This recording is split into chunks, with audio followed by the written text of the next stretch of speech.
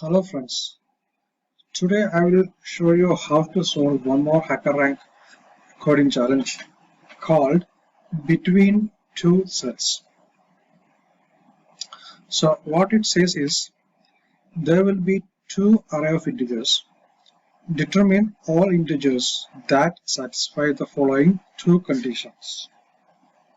The first one is the elements of the first array are all factors of the integer being considered. The second condition is the integer being considered is a factor of all elements in the second array. These numbers are referred to as being between the two arrays. Determine how many such numbers exist. So what it says that there are two input arrays A and B.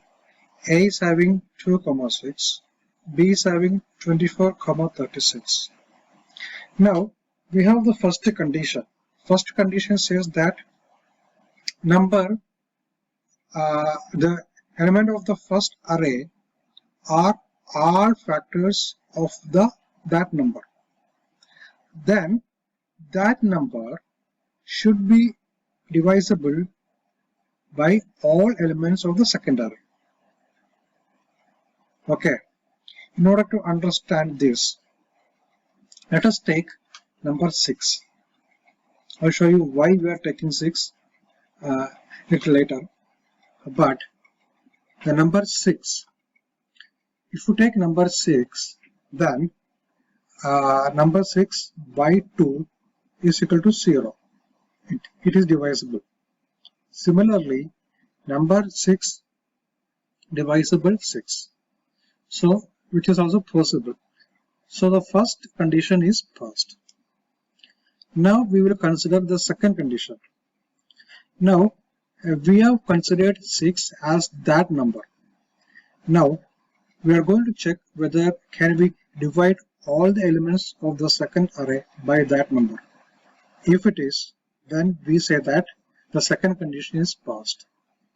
So, let us take divide 24 by 6, which is 24 by 6 is passed. Then 36 by 6, which is also passed. So the first number which is passed the first and second condition is number 6.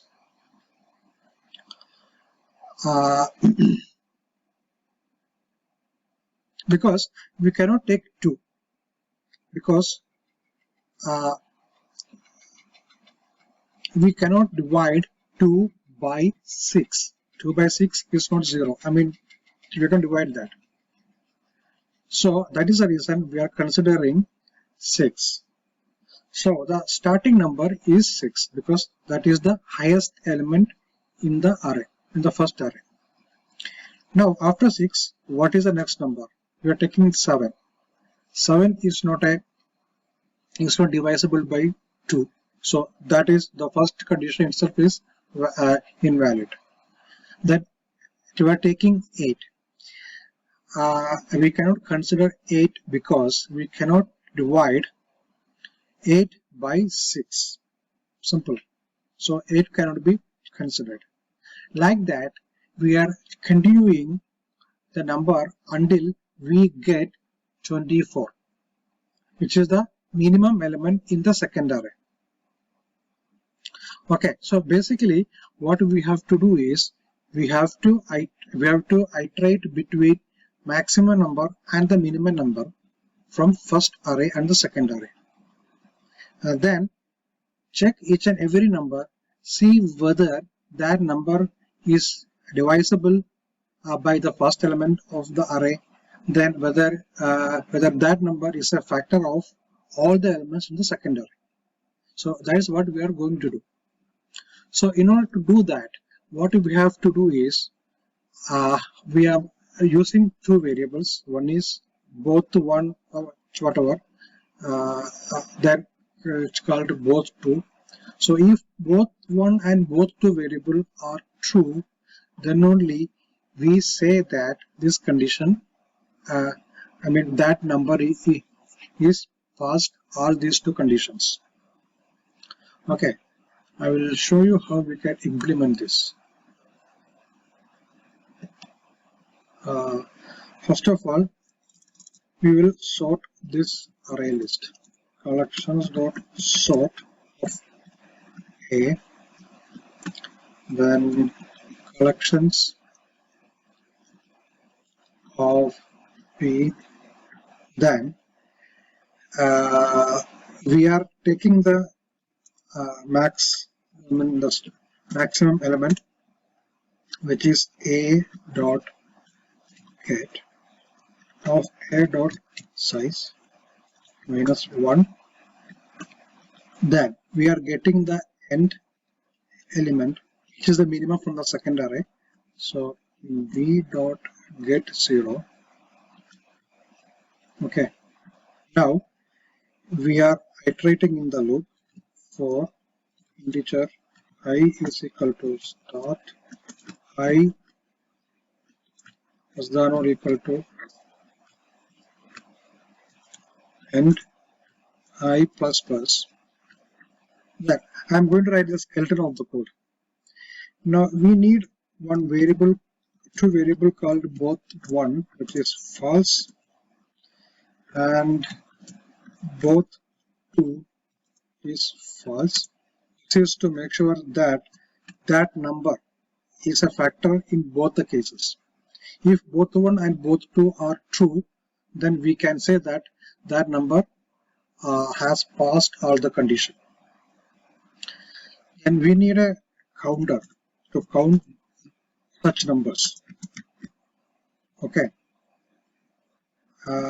Now, if both 1 and both 2, then count plus plus.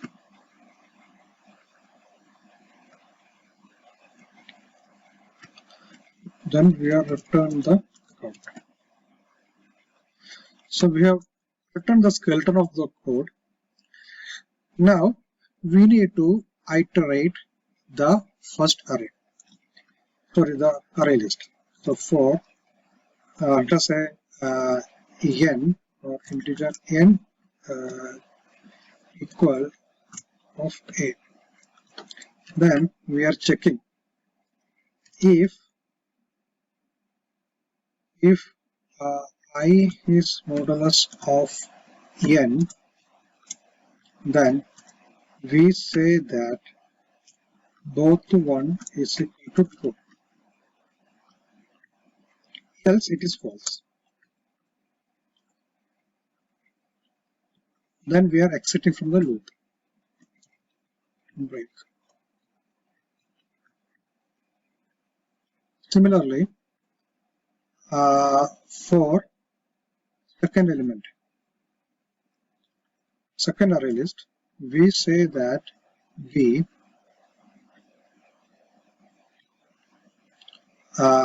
then we say that instead of n divisible by I equal to 0, then we say both equals to 2, else it is false. Sorry.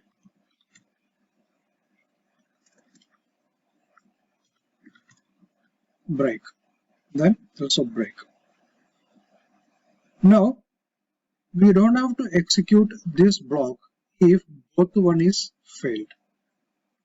So we can say both one is true, then only execute the second for loop.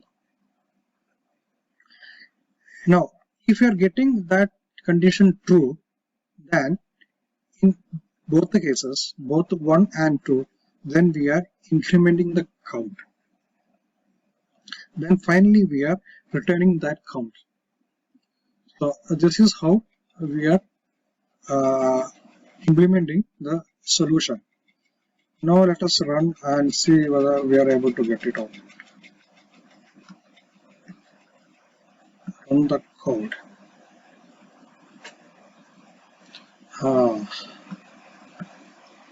Compile time errors. Somewhere it is wrong. Oh, sorry. b.get of 0.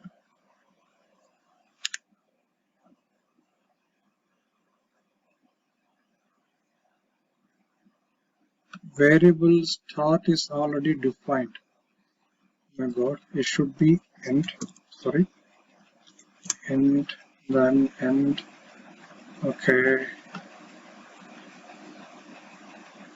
Yeah. The first test cases are passed. Now let us see whether we are able to submit the solution or we are able to solve this challenge or not. So we will submit the code and wait for the result.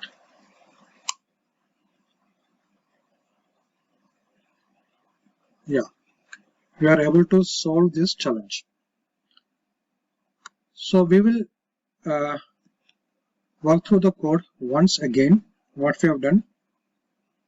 First thing is that we have taken the maximum element from the first array list, that is start. Then we are taking the second the minimum element from the second array list. Then we are iterating between that maxima and minimum numbers. Then we have defined two variables. This is to make sure that the first and second conditions are actually met. If both are met, then we are counting because that number is the factor of the first array and the second array. If the first array, the both one is a false, then we don't have to run this loop. Okay. Only if both one is successful, is true, then only we need to run this loop, the second loop for the second array list. Then the condition is if both 1 and both 2 are true, then we are incrementing the count. Then finally we are returning that count. So this is the way we have solved this challenge.